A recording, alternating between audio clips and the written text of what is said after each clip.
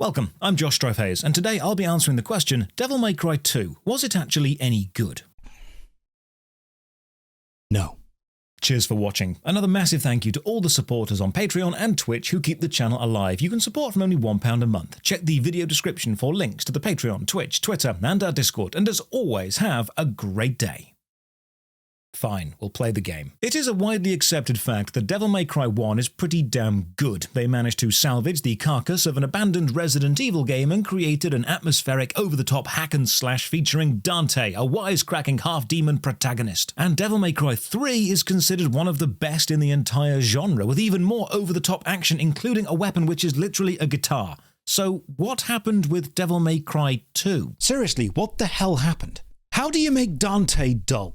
How do you make a demonic helicopter one of the worst bosses in video game history? How do you make a random side character who has never appeared in any other Devil May Cry games more fun to play than Dante in a Devil May Cry game? Seriously, this game should have been called The Adventures of Lucia, featuring Dante from Devil May Cry. But even stranger than that, Metacritic says this game received a perfect score, 100 out of 100 from Play magazine, which was a physical printed magazine many years ago. So I tried to track down that review. I couldn't find it. It wasn't archived, no one had a scan, it was lost to time. So after hours of searching, I bought the actual magazine on eBay just to read the exclusive review of Devil May Cry 2 that deserves 100 out of 100. So settle in and grab a cup of tea, because we're about to play one of the worst video games ever made. I have here the magazine review, the Play magazine from 2003, which features one of the first Devil May Cry 2 reviews in the world. Let's just have a read of this, shall we? The original Devil May Cry was disappointing. It's not a great start to a review.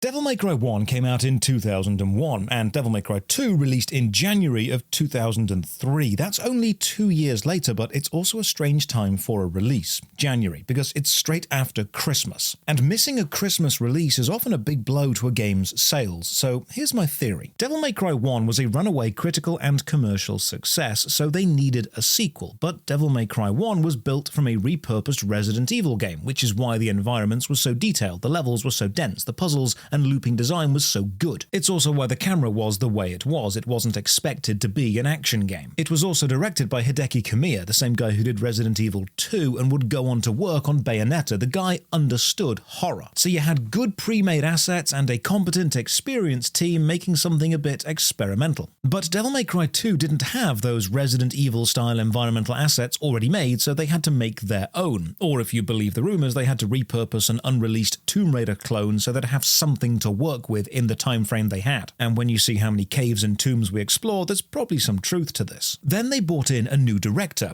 Who would they trust with directing a sequel to one of the most unexpectedly successful hack-and-slash games ever? Well, we don't know. All we know is it was a novice, but 6 months before the planned release date of Devil May Cry 2, the game was in such a bad state, they had to bring in Hideaki Itsuno, a guy with a fair few games under his belt, to try and fix the mess of a game into something decent. And to this day, both Capcom and Hideaki Itsuno will not talk about who the original director was. Now, there are other videos which cover the troubled development of Devil May Cry 2, and Kamiya from the original has said that Itsuno probably did the best job possible with what he had. So let's focus on the important thing. How does Devil May Cry 2 actually play? And why is it so hated? Because there aren't many games with a Steam guide written specifically about how to have fun when playing the game. First thing, Devil May Cry 2 is actually 2 games, or one game in 2 parts. One part you play as Dante, and in the other you play as the new character Lucia. We'll learn more about her as we go. The game starts with an intro movie. The visuals are fine. Combat, enemies, a giant building morphing into a demon with its hands stretching and warping the outside texture. Seems cool, so let's start mission 1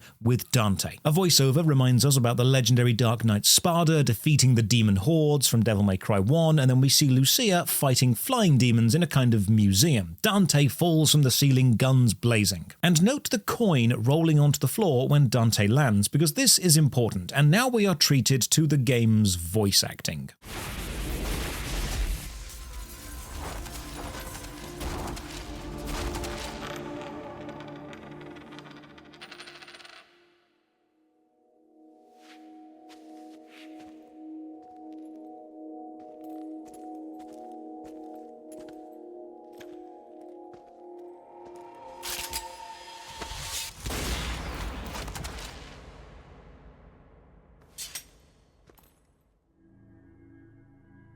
You called?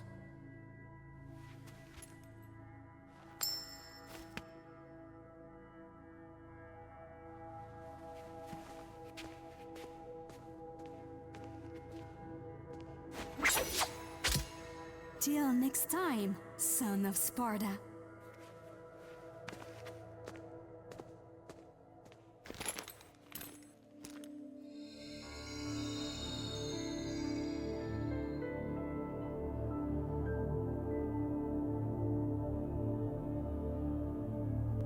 Let's just compare and contrast this to the intro from Devil May Cry 1, where Trish bursts into Dante's office on a motorbike and then throws the bike at him. Dante shoots it back, showing that in Devil May Cry 1, Dante is competent but lazy, relaxed, arrogant, cheeky. And we get that from the start. We understand who he is. In Devil May Cry 2, Dante in the opening section has one line. He's brooding and boring. We learn nothing interesting about his character. So mission 1, we're told to go north. No setup about where we are or why we're here, just go north, which is challenging because the game doesn't have a compass. But most levels are extremely linear, so it's hard to get lost. Movement looks the same as Devil May Cry 1 on the surface, but there are a few important changes. The double jump is unlocked by default from the start instead of being an upgrade. Circle is now a dodge roll, or a wall run if you're close to a wall, which will be useful exactly never. Circle also enters doors, which means if you try and enter a door, but it's not a door you can enter, you will wall run up it instead. But the real difference is in the combat system, with changes to combos and guns, so let's break that down. In Devil May Cry 1, you press to swing your sword, and the different combos are broken up by leaving short pauses between presses. So press, pause, press is a combo. And it gives combat the feeling of, yes, it's brutal, but you're focused and deliberate. You're not just button mashing, because that's the worst thing to do. In Devil May Cry 2, however, you don't leave pauses. Instead, you must start a combo with the left analog stick pushed in a direction, usually toward the enemy, and then flick the stick to another direction after a certain number of hits. So, hit, change direction, hit. There's no more pausing. This means that button mashing is now the best thing to do. This by itself isn't terrible, but it combines with the lock-on system in a strange way. You'll automatically lock on to the nearest enemy. This doesn't affect movement, but it does mean whenever you press attack, Dante will immediately turn and attack toward the enemy you're locked onto, which can have an effect when trying to hit switches later. While locked on, you can hold R1, which will lock your movement and all attack directions to that enemy. But now, pressing toward the enemy on the left analog stick and attack will do the stinger lunge stab, and pressing backwards in attack will do the hit into the air juggle starter. That means stick movement now changes attacks,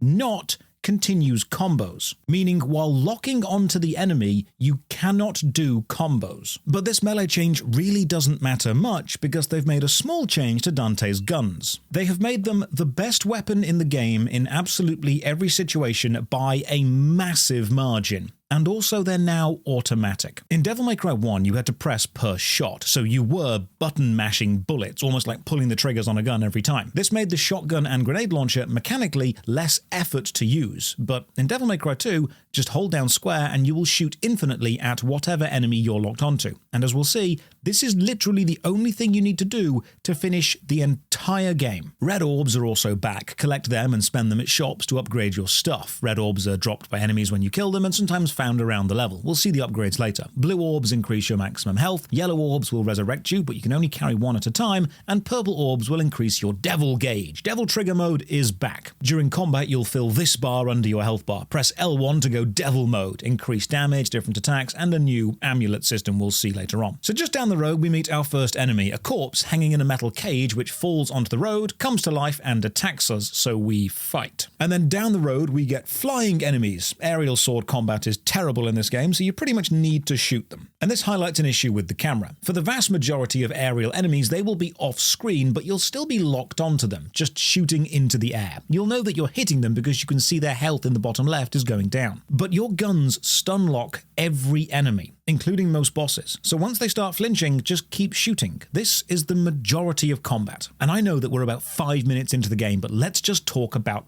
pacing, specifically in comparison to Devil May Cry 1. Back in 1, intro cinematic, sets up Dante as a devil hunter. Trish bursts in, they go to Malay Island. You venture into the castle, it's quiet, spooky. You don't even see an enemy for the first 10 minutes, and when you do, it's a mannequin just sat there. The camera even zooms in, setting up a jump scare, and then doesn't do it. It's only when Dante has interacted with the castle and taken something that doesn't belong to him that the enemy wakes up and fights back. Devil May Cry 1 is set in a spooky, isolated castle with multiple paths spreading out from the main room that you can't take until you've explored more. Lots of locked doors, meaning you'll need to loop back here on your journey later. It's paced like a horror game, like a Resident Evil game. It's a slow burn, and each enemy is a big deal, which means there's a huge contrast with the adrenaline and excitement of combat. Devil May Cry 1 made Dante's combat system seem so over the top, so grandiose, because it was contrasted so strongly with the somber setting of the game. Whereas DMC2 has no pacing. It's a series of differently textured corridors with enemies just put there. The enemies have no connection to the locations, either narratively or mechanically. They have no reason to belong,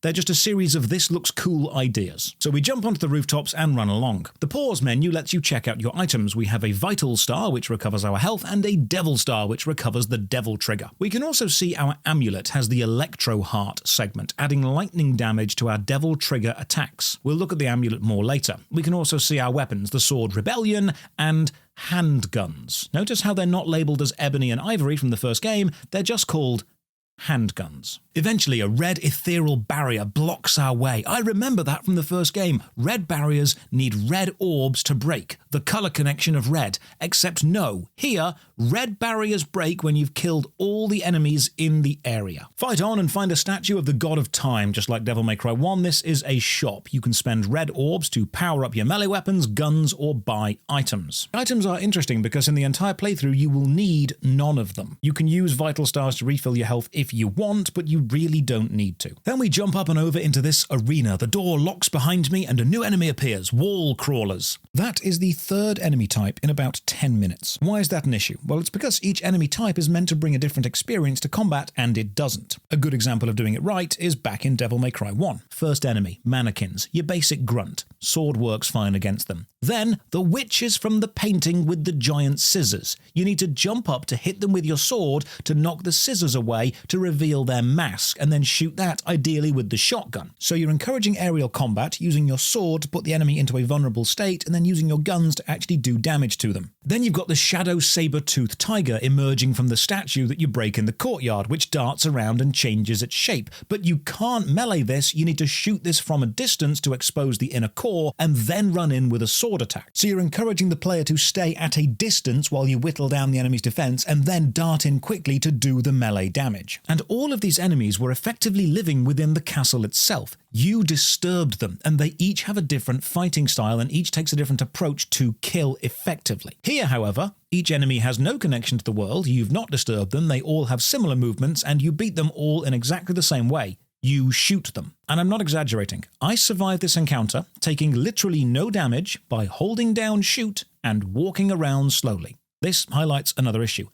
Devil May Cry 2 is insultingly easy. I finished the entire game with 0 deaths, not because I'm good, but because the game is so incredibly simple. We finally find some enemies with a shield throw attack, a bit of mechanical variety, and then at the end of the path we bump into Lucia. Cue a cutscene.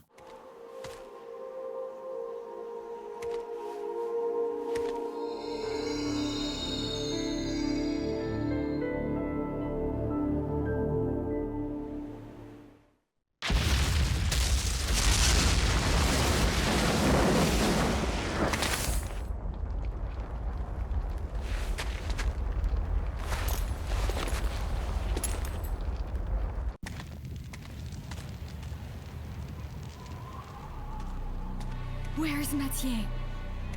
Mathieu? Mathieu? Good grief. They really made a big mess, didn't they?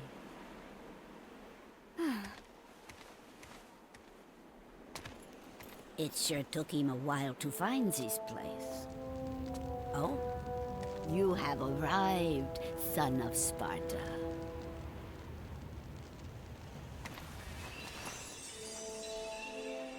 You knew him?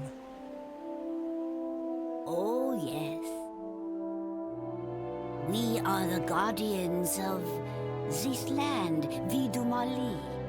Our clan once fought against the demons with Sparta, son of Sparta. We must ask this favor of you. You see, there's a man who's transformed our land into a demon's paradise. His name is Arius. And although he is the president of an international public corporation, he uses the demon power. Please, deal with Arius and his master for us. Looks like it's your lucky day. Wonderful! I am very pleased. It leads to a harbor. If you are successful, I will tell you a story about your father, son of Sparta. So Lucia is the daughter of the old woman Mattier, and they are the protectors of this land, and there's an evil businessman called Arius who's been working with the demon world and has turned the city into demon land because he wants power. So Dante flips a coin to decide if he should go and stop him or not, because Dante can't just go and kill demons, he needs to be aloof and unpredictable. After every mission, you get a score screen and a chance to use the shop. So we go to stop Arius. Mission 2 starts in a cave because this is how you get to the city. Big open square rooms, and sometimes you'll just be dropped randomly into a bit with new enemies. How do you defeat them? You shoot them. If in this video you see me using my sword, that's because I'm bored and I'm trying to make the game more interesting for myself, because guns are always, without fail, the best combat choice. This cave section really highlights a camera issue. You can't control the camera, it's locked to angles or very specific rails, and it's easy to get turned around or lost. But why? Because this is the same camera style as Devil May Cry 1, and I found that pretty easy to navigate. Well, it's because Devil May Cry 1 has recognizable sections, objects, colors, lighting. Most of the rooms are furnished, so when the camera switches to a different part of the room, you can see recognizable parts of the room to get a grip on where you are in the overall space. But Devil May Cry 2 locations look extremely similar. They're mostly big and empty, the textures are the same, there are very few interior objects. It's a design you see a lot. The levels in this game are larger, but they don't need to be because they're empty. They feel cold and soulless. There's no character or aesthetic depth. We attack this wall, and this causes another wall to slide across, opening a new path, because the level is trying to be a big puzzle, but it's not really a puzzle because you can't make the walls slide back. New enemies, bats. You can't melee them, so shoot them like everything else. And now another attempt at a puzzle. We must light a blue flame to pass. How do we do that? Well, you stand on this square in the center of a grid, which causes several blue orbs to rise up, protected by blocks, and you must attack those orbs. And I'm thinking maybe we've got a limited time to break them all. Maybe there's an order. Well, no and no. Just keep attacking the orbs until the flames are all lit. No actual challenge here. 2 more enemies, the Pyromancer, who stands there and breathes fire on you, and the Savage Golem, which has 2 health bars, and I do actually like how when you damage the golem, bits fall off, and eventually it just becomes a pair of legs scurrying away. That is a nice touch. Find a blue orb, smash it, and a door opens. Why? Don't know. The cave isn't a magical cave, it's not an ancient or hidden cave, it's got no reason to have sliding walls or magical seals, it just does because this is a video game and video games have to have those things. Devil May Cry 2 feels like a big step backwards in the argument of games as art. It's the kind of design people who don't play games assume a game has. Devil May Cry 1 had doors locked with intricate mechanisms designed by Mundus, the big bad guy, often hiding powerful weapons or routes to access the underworld, opened with artifacts hidden around the island connected to the gods or demons who made them. It was a puzzle, but it felt planned. Magical and occult, yes, but also cohesive. But now we just have blue magical ball seals the cave because it just does. More new enemies, flying minotaurs, so I'm going to stand still and shoot and see if it works, and wouldn't you know it does. All Devil May Cry 2 has is combat. The locations are bland, the plot is bland, even Dante is bland, the puzzles are so simple it's harder to not solve them, and the only thing the game has is a functioning combat system, and even that is completely trivialized by the guns. All this means is Devil May Cry 2 is actually the one thing worse than bad, because even bad games can have an ironic level of fun to them. Devil May Cry 2 is, quite simply, boring. This green light-up platform completely refills your devil energy, so let's see how the demon form works. L1 turns you into a devil, and this brings another broken mechanic. Holding square while in demon mode turns you into a lightning machine gun, and you do more damage than anything else. When you use Devil Trigger, the only thing worth doing is standing still and using your machine gun hands the entire time. But there's also a hidden mechanic not mentioned in the game at all, not even mentioned in the game's manual. the Sin Devil Trigger. If you're able to wait until you have 10% or less of your health remaining, so the health bar is red, and then you go into Devil mode, you'll enter the hidden Sin Devil mode. This gives you more damage, an updated look closer to the Sparda demon design, and you regain health while here. You cannot manually cancel out of Sin mode until your devil energy is all gone, and I never entered this mode for the entire game because I never got even close to 10% health. Eventually, we find the first enhancement for our amulet, the Aerial Heart. Your amulet has 3 sections, and you can find 3 individual things to go in each of the sections. While in Devil Trigger mode, if we have the Aerial Heart equipped, you can tap jump to fly up and slowly glide down, letting us pass over great chasms. So we have a mechanical advantage. On to mission 3. You'll also notice that each mission has a map, however it doesn't show your position or your facing on the map. It just highlights the general section you're in, but it also doesn't spin to respect the facing of the camera. So this is essentially useless for navigation. And here we arrive at a broken bridge. We need to cross to get to the city beyond. It's one hell of a jump. Oh, I see. We're meant to use the Aerial Heart fly ability that we just picked up. That's basic but decent design, stacking mechanics. So I fly up and over and no, there is an invisible wall there. So despite giving you the exact power needed to solve this issue, you're not allowed to do that. You need to do it another way that the game wants you to. So we fight into the town. New enemies, goatlings. They summon blue flames from the floor, so just kind of dodge them and then shoot them down. And this is the first enemy to drop a green orb, which refills your health. Eventually, we reach a train station and time for a boss fight, a giant ape, which we beat by standing still and shooting it, sometimes jumping to avoid its attacks. It does spawn a few ads to bother us, but when I say that Devil Trigger mode machine guns trivialize the combat, this is what I mean. So we melt the boss, get the key, leave the train station, then return through another door onto mission 4. We're at the docks now. The ocean rising and falling is at least visually different, and I'm really grasping at straws for good things to say. Find a large spinning diamond. Hitting it makes red orbs appear. Was this a reward for exploring or solving a puzzle or defeating a tough enemy? No, it's just kind of there. And now an actual puzzle. Hit this magical floating ball, which is actually a switch, and that opens a gate on the bridge, but the gate closes slowly, and you cannot run back fast enough to get through it. Now I'm thinking we could,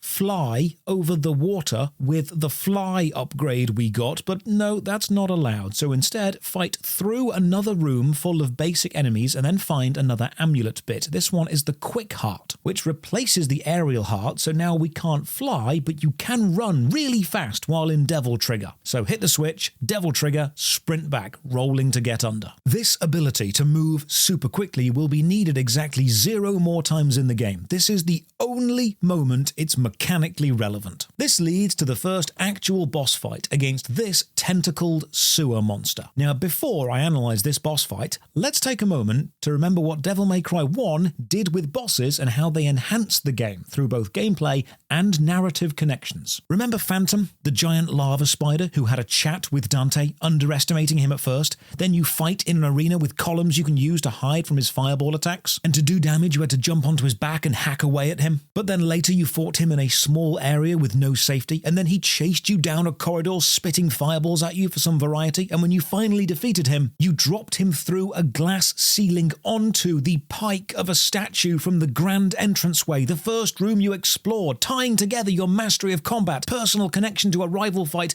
and the level layout callback by making the interior design of the castle matter. Remember the first encounter with Nello Angelo, the silent dark knight who beckoned you outside for a fair, honorable duel? And the fight progressed by him teleporting further and further up the building and you chasing him down, only for it to be revealed at the end that Nello was actually Virgil, Dante's brother. Remember the griffin bird guarding its outside lair, swearing its allegiance to Mundus, and it created red platforms that you needed to jump up to get close enough to hit it. And then when it died, it cried out to Mundus for more power, only for Mundus to strike it down by crushing it, which keeps the narrative focused on the main bad guy and reinforces his brutality. Remember Nightmare, the blob of ooze which you encountered in the same room that you fought Phantom in earlier, which could swallow you up into a nightmare realm inside itself that you need to fight to escape from. And then later on, you find a gun version of Nightmare which shoots the bouncing lasers that Nightmare uses. So exploration can reward you with a weapon that uses the attack a boss once used on you. Notice how all of these bosses bosses had individual personalities, except for the deliberately unknowable Nightmare, and they all had different arena shapes and sizes which enhanced their specific battle, different ways to move around the arenas, and importantly,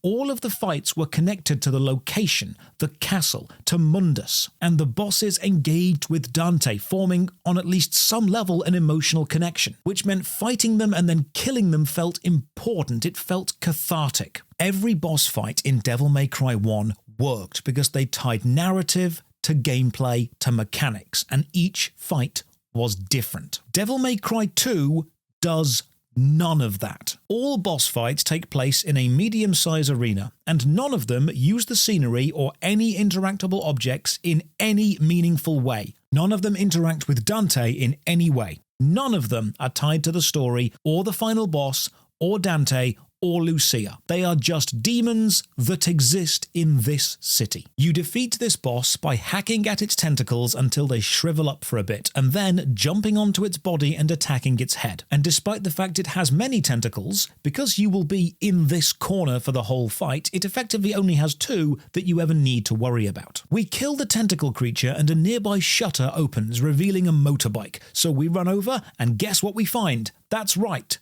The shotgun. So we grab the shotgun and the motorbike, and then a cutscene shows Dante using the motorbike to jump the bridge gap from earlier. Okay, so remember this. We needed a bike for this cutscene to jump a broken bridge, because apparently we cannot fly in the cutscenes. I spend some orbs upgrading my health and devil trigger gauge, and now on to mission 5. Welcome to Demon City. It's just a regular city, but there's no one around. New enemy. Wolves. They bounce around a lot. I try to use my sword to make the game fun, but end up shooting them as usual because they move too quickly. Killing the wolves sends their spirits to a skeleton demon atop a nearby building. Okay, maybe it's trying to set up a rival fight. The city itself is boring. It's open but not grand. The building textures are all dull, and you'd think a big open area like this would lend itself to having a massive open arena battle, maybe a demon swarm, but no. It's just a big open empty level. In fact, there's never more than 5 or 6 enemies on screen at any time. And remember, there's no exploration here. The level is a single path. You cannot choose to go down a different street. They're all blocked off. Deeper in, the monkey boss from earlier is back, but now it's just a regular enemy, and I'm using my devil trigger not to fight, but to use the increased movement speed to travel through this boring city faster. Time for a new enemy.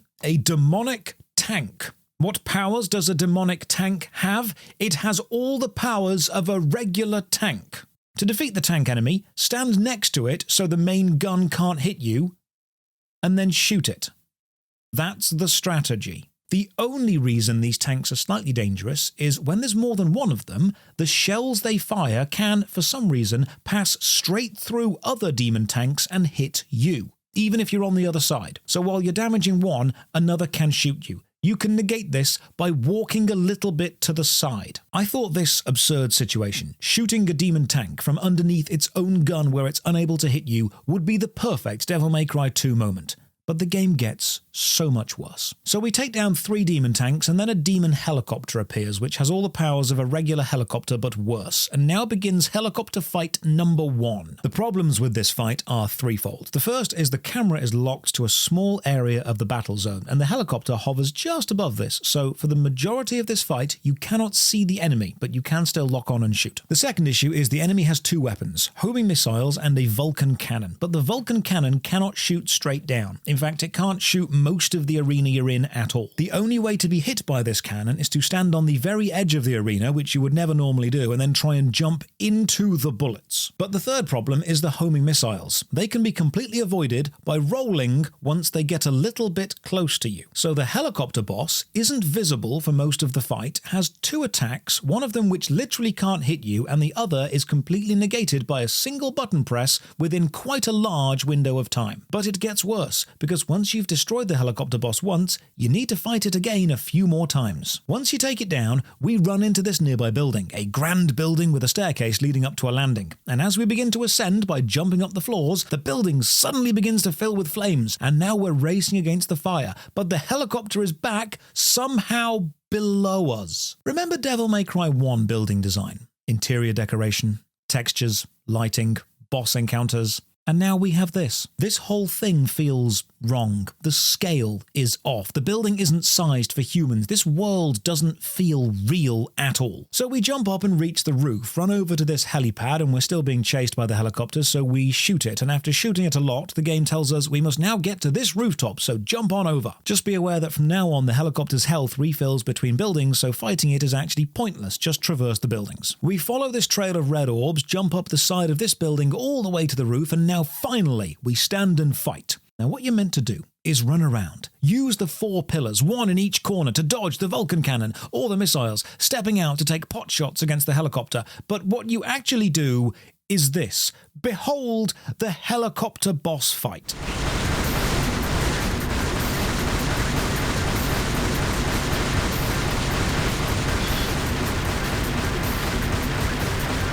You do not need to move when the helicopter fires the Vulcan cannon at you. It will miss you a majority of the time. You can jump to try and hit the helicopter with your sword, but this is a waste of time because you'll miss, and even if you did, you'll do less damage than if you just kept shooting. Eventually, the helicopter hovers even closer to you in an attempt to intimidate you, which ironically prevents any of its weapons from actually hitting you. This helicopter fight is one of the worst boss fights in the history of boss fights. It is stunningly, impressively bad, lasting far too long and being far too dull the entire time. Now eventually we do blow it up and then we leap off the building, so what was the point in climbing the building in the first place? But this gets us to mission 6, and at this point I decide to make a bit of a drinking game out of Devil May Cry 2. Whenever you have fun, take a shot. By the end of the game you will be more sober than you've ever been. Now a huge amount of this game is just running through empty streets. And then a cutscene shows an entire building turning into a demon, and this gets dangerously close to getting my hopes up, but then the boss fight starts. That's right, there's another boss directly after the previous boss. Now, Devil May Cry 1 had 5 main repeating bosses and 3 what we could consider mini-bosses, all of which had varying levels of fun and mechanics involved. Devil May Cry 2 has 14 bosses, and all of them are varying levels of boring, disappointing, or forgettable. The bosses are massive, requiring both skill and a rampant trigger finger to send them back to hell. Add in a measured powered-up system, a gymnastic sense of destruction, and swift controls, and Devil May Cry 2 is a quality shoot-'em-up. It's just not quite the sequel we all wanted. It's not a quality shoot-'em-up. Have you killed the helicopter boss? The giant head boss then shoots a laser at you which you can jump over or roll through. Then a swarm of bats appear, so you're forced to hold shoot to deal with them, but it's okay because that's what you've been doing this entire time. Seriously, see what happens if I just stand and shoot.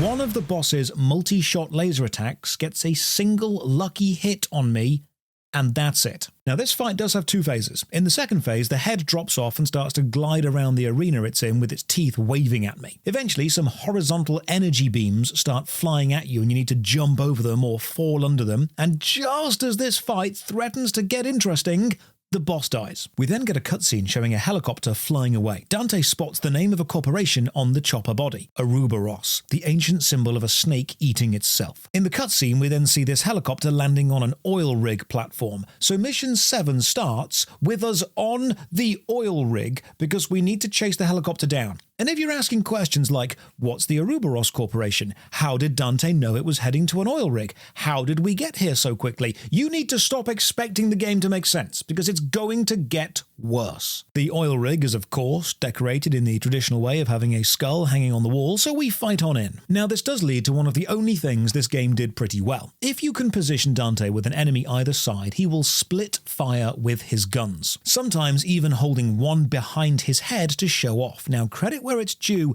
the combat animations are decent. And the new design of splitting fire and the double jump then fire downwards bullet storm attack are pretty cool, but they are the only new things that Devil May Cry 2 did, and when you're praising a simple combat feature as the best part of a game, you know it's not going well. I spent some time fighting the enemies here and then discover you don't need to. This isn't a locked arena battle, you can just jump onto this pipe and slide down. Deeper in, I run between these 4 silos and the camera cuts to a top-down view which very much reminds me of Metal Gear Solid. A quick tip for game design, don't pay homage to another game if that game is so much better that just being reminded it exists makes me want to stop playing yours. You don't need to kill enemies here either, just journey on down this spiral staircase bit and descend. New enemy type, floating mines. They'll explode if you get near them, but the explosion is delayed, so you can just run past them. At the bottom of this staircase there is an optional secret. If you use your Devil Trigger Aerial Heart ability to fly up this central column, you can find the Fire Orb, which will imbue your attacks with fire damage while in Devil Trigger mode. But I discover it doesn't imbue your machine gun devil hands,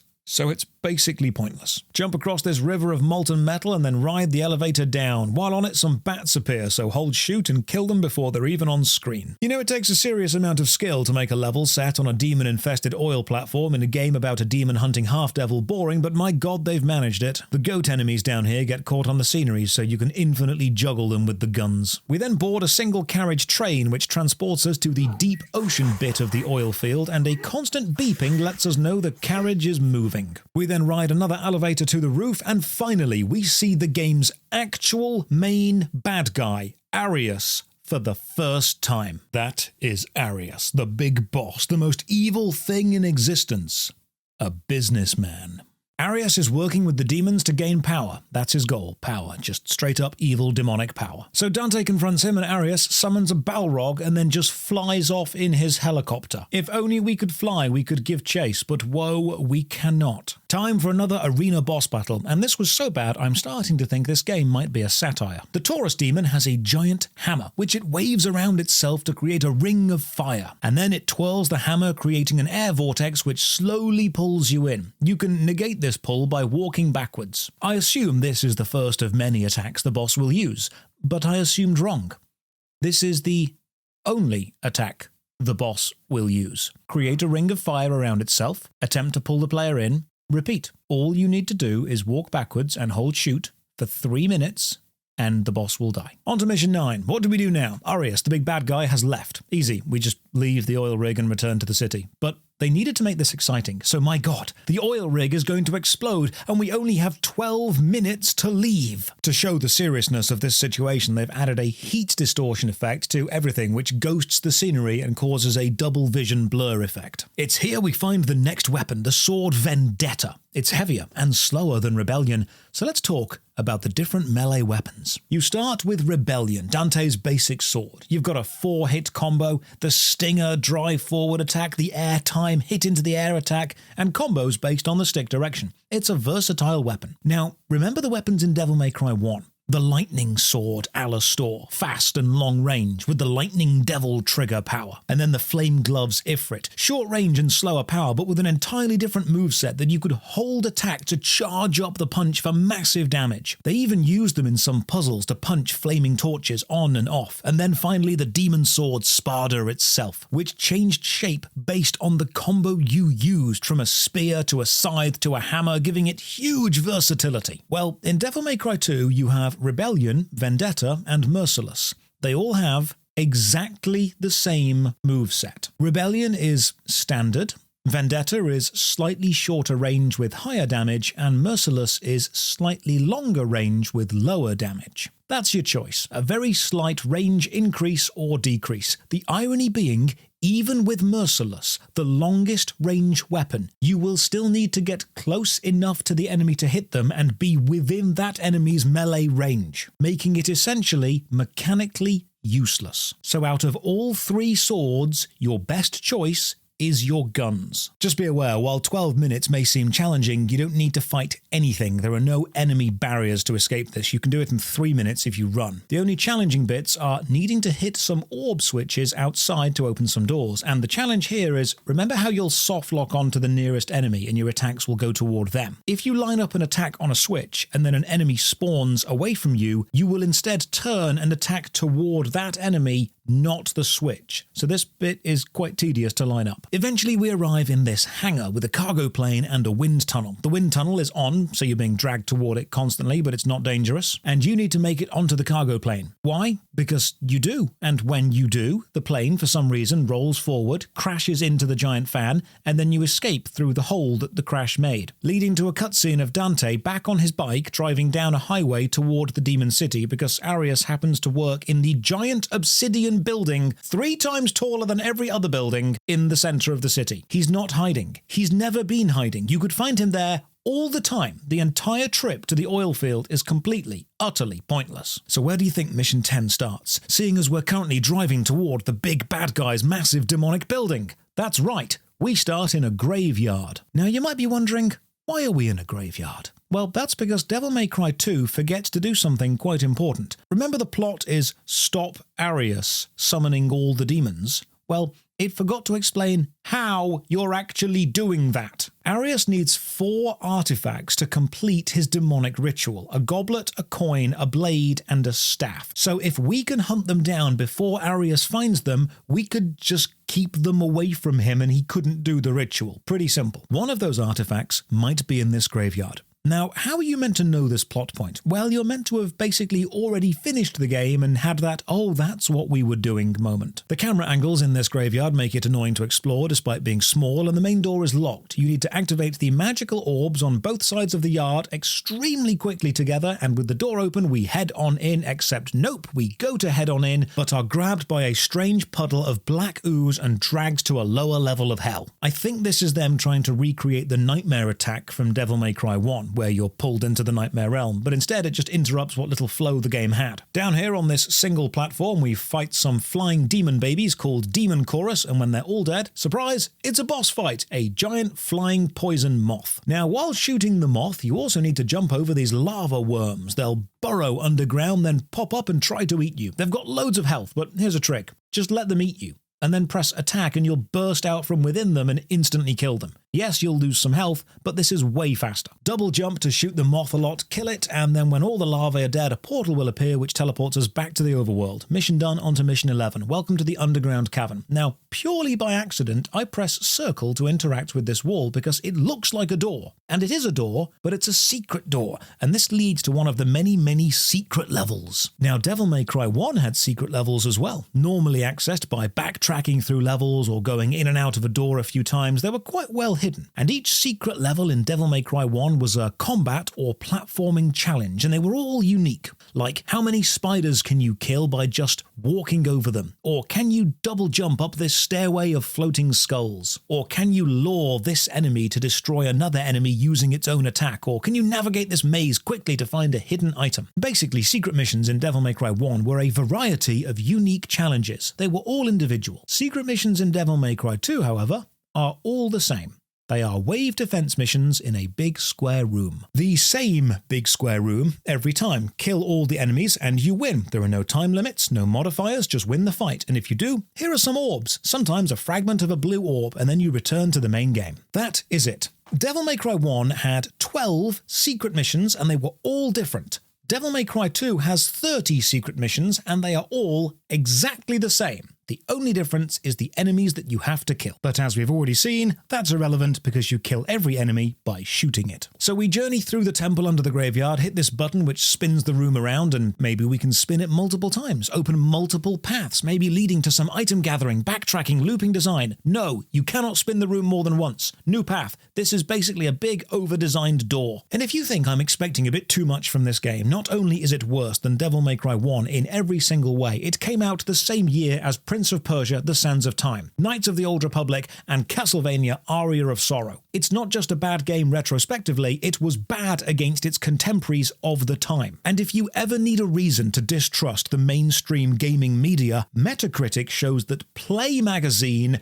gave this game a score of 100 out of 100. Play magazine thinks Devil May Cry 2 is one of the greatest games in the history of the world. And to really put it into perspective, God of War 1 came out 2 years after this game, and Pandora's Temple in God of War 1 is everything Devil May Cry 2 thinks it is. You know, buying this old magazine just for the review of Devil May Cry 2 has really taken me back, because some of the pages are what millennials like me will remember ordering images for your mobile phone or cheats or games. And this advert that I found here for Gamer Subs, where you get 10% off if you use code Josh. It's not an advert, this is the sponsored bit. Go to Gamer Subs and use code Josh for 10% off. Link in the description. Back to the video.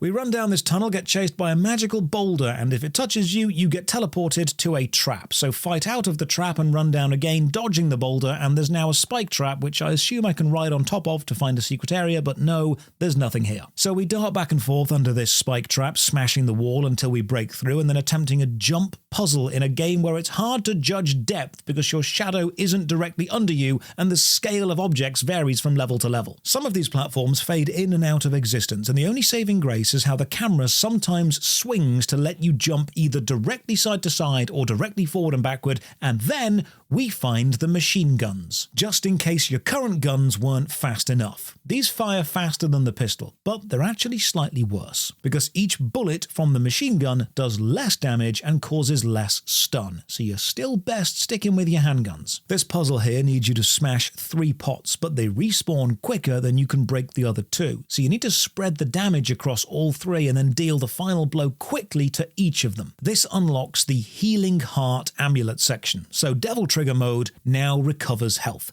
This is the best amulet upgrade and means you can effectively convert Devil Stars into healing. We fall into a deeper chamber and fight another boss, the skeleton titan we saw on the building earlier, joined by his 2 wolf spirits. Why is he here instead of back in the city?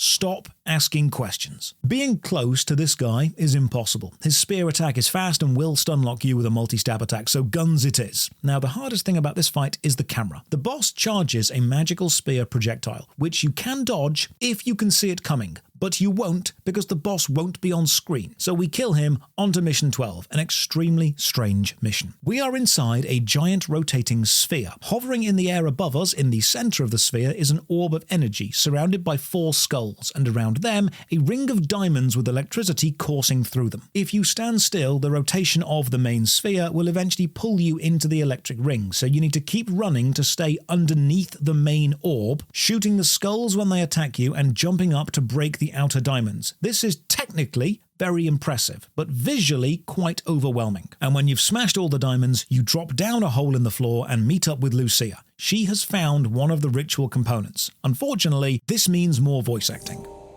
Now we can stop Arius's ambition. Whatever. But actually, I do not deserve this power.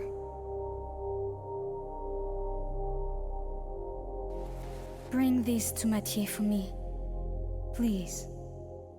I've got something that I need to take care of.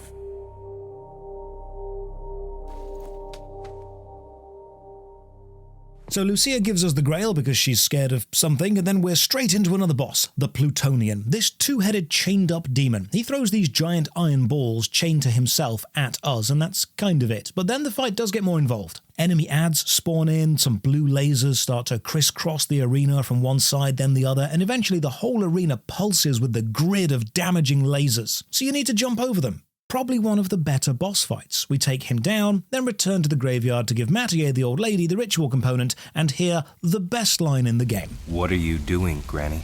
So Dante does that coin flip thing again because he's just really into fate right now and agrees to go and save Lucia, who apparently has gone to take on Arius by herself. How do we reach Arius? Do we fight through demon-infested streets? Do we battle up the obsidian tower? Do we overcome his personal demonic guard? No, we just walk into his office via cutscene, which apparently was a thing we could have just always done. While there, we see Lucia captured, and not only that, we then give Arius all of the magical ritual items he needs. Like, we literally drop them at his feet, and then we fight. So the game is saying that not only could we have just walked up to Arius at any time, but Dante is so arrogant he will just give the enemy the evil thing he needs. So the fight starts, and it is just so underwhelming. Arius teleports around the room, summoning minions, sometimes lazily shooting at us with his gun. It takes 3 minutes to burn him down, and then another cutscene where he screams about obtaining the power of Argosax, some kind of demon. And then the building explodes, so in a cutscene, we grab Lucia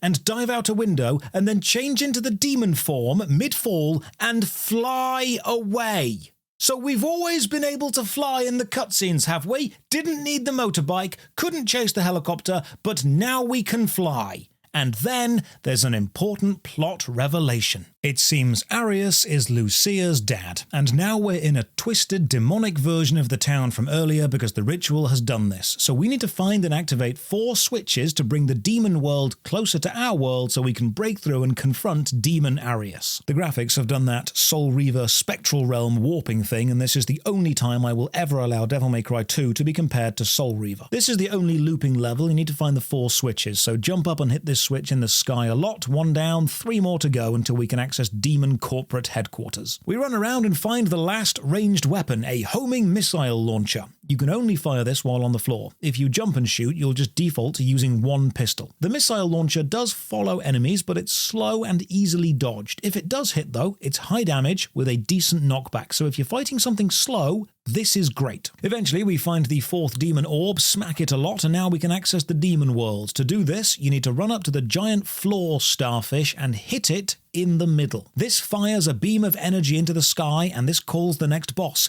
Who could it be? That's right, it's Phantom from Devil May Cry 1. Will he talk to us like before? No. Will he be fun to fight like before? No. Will he use all the same moves, yet somehow worse? Yes. Now, in Devil May Cry 1, Phantom had an attack where he stuck his head in the floor and lava pillars burst up beneath you, but they had a pool of lava that telegraphed that pillar's location. And the pillar was this solid, twisted column of lava which felt heavy and powerful. It lingered in the air for a second. But the same attack in Devil May Cry 2 has the telegraph pool be a very brief particle effect and the lava column a thin blast of not very impressive flame. The fireball attack is also back, and Phantom does jump at you sometimes, but you don't need to be on his back to hurt him. You just run up to his face and hit him a lot. This is just empty fan service with no setup and no payoff. And after killing Phantom, we reach mission 15. All you need to do is survive for 3 minutes twice. That's it. After doing that, jump into the starfish mouth. It seems the starfish is demonic fast travel to the main headquarters, and this is mission 16. Fight on in, survive your time on the demon lift, and arrive at the executive offices with the nice marble floors. There is a puzzle room full of those teleportation spheres rolling at us, so jump over those and then find the sacrilege heart. I don't know what we need this for. And this is a design issue I've just realized. In Devil May Cry 1, you'd often find a lock, an object, a puzzle, a mechanism, you'd interact with it, and it would tell you that you need something. Even if you didn't interact, you'd at least see the locked thing first. And then later in the game, you'd find the thing that you needed, and you'd get that, aha, I know what this does. I know where this is needed moment. And then you'd journey back with purpose. In Devil May Cry 2, you're often given the key before you reach whatever lock it unlocks. So there's never a moment of, I know what this is for. There's lots of moments of, I guess this will be useful eventually. Turns out you use the sacrilege heart whenever you open a door, and it makes the door a little bit more demonic, and the world beyond is now full of purple vines and goo. And now time for the game's rival boss. Remember the skeleton titan with the wolf bodyguards from earlier? Well, he's back! And I want to say he's bigger and badder, but that would be a lie. It's the same boss in a different arena. But this is where the missile launcher actually comes in somewhat handy, because you can keep the boss off screen, stun-locked. Devil May Cry 2 may be one of the only boss-focused action games where you spend the majority of a boss fight not being able to see the boss. So we kill the boss again, find another sacrilege heart, take the elevator up to one of the strangest scene transitions in games. The camera zooms into Dante several times, spinning as it does, and now we're teleported to a green demon realm. Welcome to the Trimagia fight. I'll give this fight props for actually having mechanics it cycles through. You need to kill these 3 demon heads. They will fly at you one at a time. One of them will breathe fire, the other ice, the other electricity. They can also shoot long-ranged attacks, either 3 fireballs, 2 electro balls, or 5 icicles falling from the ceiling. Occasionally, they'll merge into 1 elemental head and shoot a big ball of energy at you. You can avoid all these attacks by rolling at the same time, or just keep shooting and use the devil trigger when you can to recover your health. Not the worst boss, but that's not saying much. So we appear back at the tower and ascend to the highest level. Mission 17, Big Bad Businessman Arius is starting the demon ritual, and I don't think the voice actor understood the vibe of this scene. Now I'll absorb his power. I will become an all-powerful immortal.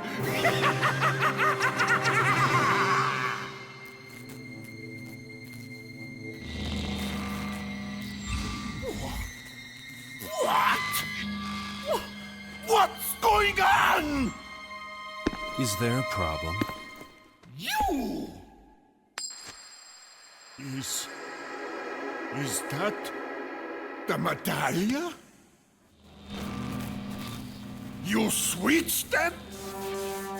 A false coin for a false god. But oh my goodness, what a twist! It seems that Dante tricked Arius. He didn't give him all 4 demonic ritual components. He only gave him 3. He swapped the actual ancient coin for his own coin. And this causes the ritual to fail a little bit. In the only neat touch in this choice, you can actually see in the cutscene the energy beam that comes from the coin is a different colour. So now we fight Arius, and it's the same fight from earlier. He just teleports around the room, summoning ads and sometimes shooting you. Interestingly, the ads he summons are clones of Lucia with her attacks. And this would be interesting if you didn't kill them by shooting them like everything else. This fight lasts 6 minutes, and when we do take Arius down, there is the only voice-acted line in the game that is somewhat close to being cool. No!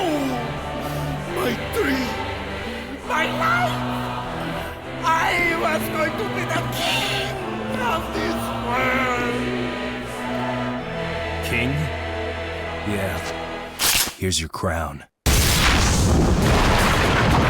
Final revelation. Lucia was indeed created by Arius. She's a demon clone, hence why he had all these other versions of her. Why was she created? Doesn't matter, she just was. She says Dante must kill her before she turns evil, but then another twist. The demon ritual didn't fail at all, and a massive portal opens up, so Dante and Lucia flip a coin to see who gets to jump in. Dante calls heads, he gets it, and he jumps in. Mission 18, kill the giant goo monster. This is Argosax the Chaos Demon. And this battle is a collection of some of the previous bosses with that boss's attack. It is a round arena, so you just run around the big bit of goo until one of the bosses is facing you, and then kill it the same way you killed it before. Note that each individual boss will only use its attack when you're facing it, so it's not actually any more complex than the previous version. It would have been cool if every boss could have used every attack on you in a cycle, and killing them would just remove that attack from the cycle. But that's just me trying to design a better boss. What you should be aware of is there exists an angle with almost every boss in this giant pile of goo, where you are close enough to lock onto them, but their attacks cannot hit you. So you can just stand on the very edge of engagement range, shooting away, and never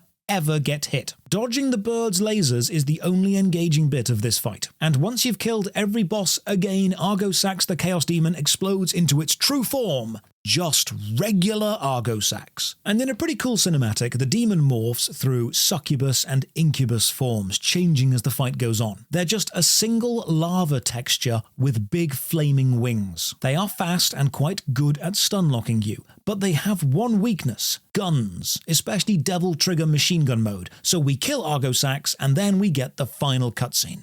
Yeah. Let's go all the way to hell. Dante rides a motorbike into hell to kill all of the demons, and we unlock a special costume, officially licensed by the fashion brand Diesel.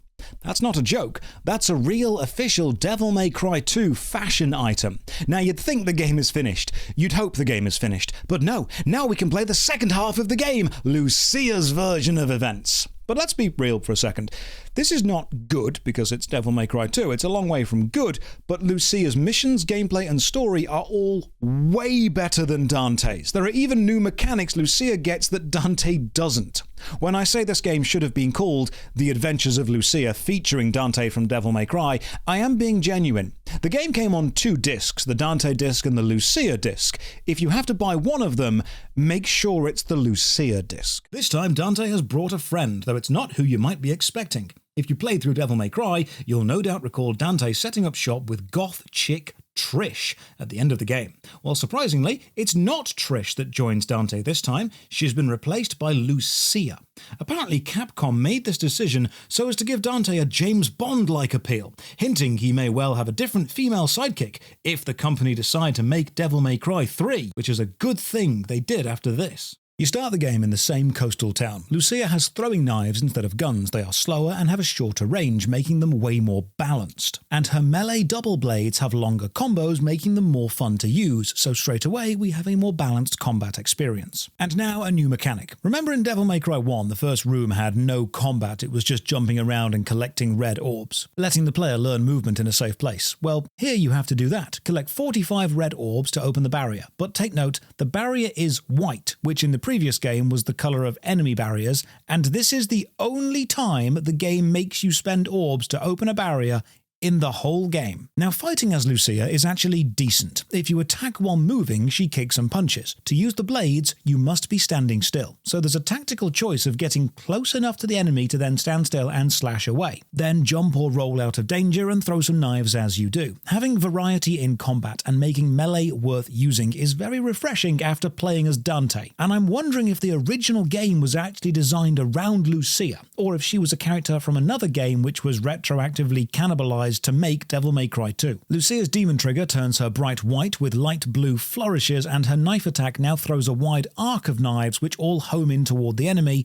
but can still be interrupted by scenery. Her first level is just Dante's but backwards, and I was scared they were going to repeat the whole game, but no, there are new sections for Lucia. Like this bit, which is really nice. A tall room, a sign saying "Prove yourself before the winged goats." So we hit the switch, the statues come to life, we kill the winged goats, and the reward is the flying amulet, which thematically links to the goats flying. And now we ascend the room we're in, getting us to a room of scaffolding. And we're actually in the bell tower from the intro cinematic, we're fighting up it. We even need to take out a switch in mid-air, which is out of jump range, which means you need to fly and attack it in Devil Trigger mode. And then we pass through better scenery than Dante got, and the first boss is the two-headed Jupiter demon in a much smaller arena, making his ball and chain attack actually dangerous. Combined this with melee being the best choice, and Lucia's adventure is already more fun than Dante's. We reach the top of the tower and take one of the relics needed for the demon ritual, the blades. Then we get the cutscene where Dante and Lucia meet, but there's an extra bit added on at the end which actually explains the whole demon ritual thing. So the player would have benefited from playing this first, but look, designers, almost everyone who bought this game is going to play Dante first. And most people are going to find that rubbish, because the game is rubbish. So then they won't go and play Lucia's bit,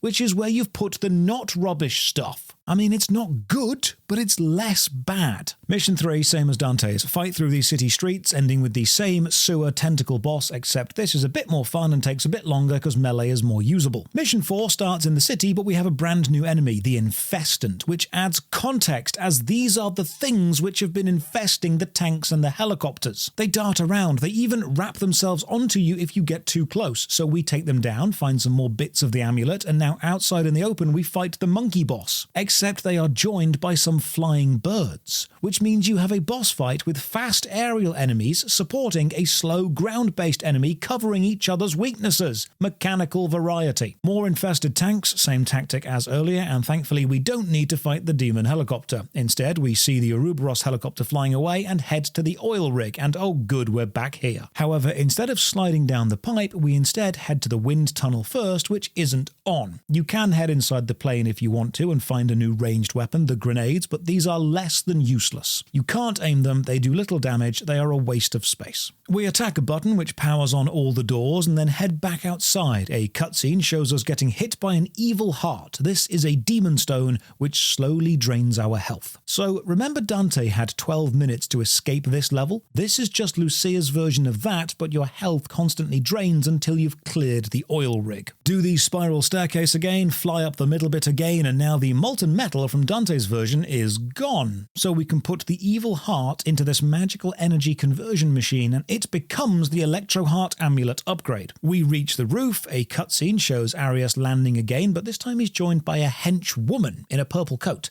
and the boss fight here isn't here. You don't get one. The oil rig section is again pointless. Mission 6. A cutscene shows Arius talking to clones of Lucia, and we start this mission already teleported to the abyss, meaning we get to fight the demon babies and the giant moth boss again. Nothing new here. But strangely, once you kill the boss, you're now teleported to the temple underneath the graveyard, and Lucia laments that if she's a cloned demon, one day she may become a danger to humans, and she doesn't want this. But how about a brand new mechanic? Lucia can swim. Jump in the water, stay still to slowly sink, jump to rise a little, and swim around. There are some enemy jellyfish, but they're best avoided because your melee attacks are really slow, and you can use the bombs, but just don't. And then we get to mission 7. We start underwater. You don't even have a breath meter, so that's nice. You can actually explore. Why would they give Lucia an entire mechanic that Dante doesn't have? Anyway, we swim around the cave and find the Aqua Heart, an amulet upgrade which lets Devil Trigger mode move faster in water. This is quite strange because the next room has a current which pushes you back. So I'm thinking, okay, time to use the upgrade we've just found. But that doesn't work. You need to find a switch to stop the current. So when Dante got the ability to fly and needed to fly over a bridge, the game said no, and when Lucia got the ability to swim faster and needed to swim faster, the game said no. So we killed some underwater skulls, hit some switches at various heights which spawn platforms above us, and then jump up them to reach the top switch, and this slides a giant underwater wall to stop the current. This allows you to swim further on and find the only underwater weapon, the crossbow. And good thing we did, because now it's time for a fish boss. And wouldn't you know it, we actually finally get scenery interaction. The fish is invisible, so you can't lock on, meaning just fire randomly into the water. But if the fish charges you while you are by a stone pillar, it will knock the pillar down and the falling rocks will interrupt the invisibility of the fish for a few seconds. Look, this isn't a good boss fight compared to a better game. It's hardly Soul Reaver levels of mechanical variety, but compared to the Demon Helicopter, it's basically Elden Ring. Kill the fish onto mission 8. The underwater lizards from Devil May Cry 1 are back, but the the crossbow, kills them quickly. Deeper in, we find a new puzzle. This wall says, "Reflect my power," and shoots fireballs. I wonder if this is like the fireball dinosaur from Devil May Cry 1, where you have to hit them back. So I try to hit them back and I get hurt. But it turns out, yes, you do need to hit them back, but you can only do it while in Devil Trigger mode. So we destroy the wall, raise the water level, swim on up, and do the same blue flame puzzle as Dante did earlier. Destroy the glowing orbs until the door opens, and then the same Smash 3 puzzle, but this time you've got to smash them and then run to the unlocked item quickly before they respawn and reactivate the barrier. This mission ends with the Plutonian 2-headed demon boss again. Same arena, same cross-hatch laser traps, it's fine. Then we get the cutscene where we find the Chalice artifact and give it to Dante because we are terrified of becoming an evil demon and hurting humans, and then on to mission 9, the bit where Lucia confronts Arius alone. It's the same Arius fight as before, but even when you do win, he traps you in the cutscene. Mission 10 starts with a cutscene. Mathieu, the old lady, says even though Lucia is not her daughter by birth, they share values and experience, and she will always consider her her true daughter, sensing the good in her, which is actually quite a nice narrative touch. Then we have the hit 4 switches to access the Demon World level. The challenge here is the switches are in different places to Dante's level, so it's a bit of hunting around. And if there was ever a moment to show what an absolute mess the camera system is, it's this bit. Jumping from the corner to the enemy to over the wall, and it just switches so many times. We then find Lucia's final melee weapon, and it's actually worth using because melee is good now. We hit all 4 switches to the Demon Realm, activate the evil starfish, and fight Phantom again. Nothing different. And mission 11, survive for 3 minutes twice. Again, nothing different. Then jump into the starfish. Mission 12, the demon building. Again, nothing different. And by now I've realised Devil May Cry 2 feels thin. It feels empty. DMC1 was dense, atmospheric, full of horror vibes, tension, condensed action. It felt thick, polished, focused. Devil May Cry 2 is bare. We have to fight the Trimagia boss again, but I think they forgot to animate Lucia's lips during this cutscene. Have a watch. Her face does not move. You fool! Everyone is destined to die. Trimagia boss fight is the same, and then we ascend to the top floor and see the ritual we performed, and Dante's coin affected just like before. We watch Dante go into the demon portal again, but now the defeated Arius shows up and we get to fight him in his new form. Mission 13, fight another more different Arius. Because now he's got arms on his back, Doc Ock style, 2 purple energy orbs floating around zapping you, and he can stick his arms in the floor and slap you around from a distance. He'll even charge at you for a knockback attack. It is a better fight. And when you win, he will roar, split the ground in 2, and you both fall into a deep chasm, where Arius absorbs the essence of Argosax the demon, and now begins phase 2. And this camera angle is interesting. The boss is away from you, and you mostly have to just stand there and throw knives, because it's really hard to judge depth with Arius above you, while sandwiched between the cliffs. Dodging his attacks is quite hard, but just keep up the damage, and eventually he dies. Another very underwhelming final boss, and then the last cutscene shows Lucia waiting in Dante's shop from the first game, flipping Dante's coin. But then we see a final twist. The coin had heads on both sides all along. Dante was never being aloof and risking outcomes. He just wanted to seem like he was, because he's that kind of guy. And then at the end, we hear the sound of a motorbike revving its engine. Is it Dante back from hell? We'll never know, because we don't get to see him. This unlocks Lucia's official diesel alternative costume, and if you've completed both Dante and Lucia's story, you now unlock hard mode, which has no new mechanics, but enemies do have more health and attack you faster, and you unlock the Bloody Palace Challenge. This is a secret room style survival game. You fight enemies until you advance to the next floor. This mode caps out at 9,999 floors with a boss every few floors. After a floor clears, you can choose a pillar of light, moving you up either 1, 10 or 100 floors, meaning even if you played at peak efficiency, you are fighting 100 floors worth of enemies. Your reward for completing this mode is nothing. And that is Devil May Cry 2. It has everything the first game has except plot, pacing, variety in combat, interesting enemies, an engaging antagonist, or replay value. It is a bread sandwich. It is a cup of lukewarm water. It is lazy. It is dull. It is what people who hate video games think video games are. The Devil May Cry HD collection would be better value if it didn't include this game. So to answer the question, was it actually any good? Devil May Cry 2 is, according to Play Magazine, 100 out of 100, which means it is as good as a game as Play Magazine is at reviewing things. Cheers for watching. Another massive thank you to all the supporters on Patreon and Twitch who keep the channel alive. You can support from only £1 a month. Check the video description for links to the Patreon, Twitch, Twitter, and our Discord. And as always, remember... What are you doing, Granny? Following such a quality original, Devil May Cry 2 pales in comparison. I agree. It's not terrible. I disagree. It is terrible. Perhaps expectations were just too high. But at least this time it plays in 60 Hz. When you end your review by praising the game for its refresh rate, you're running out of things to praise.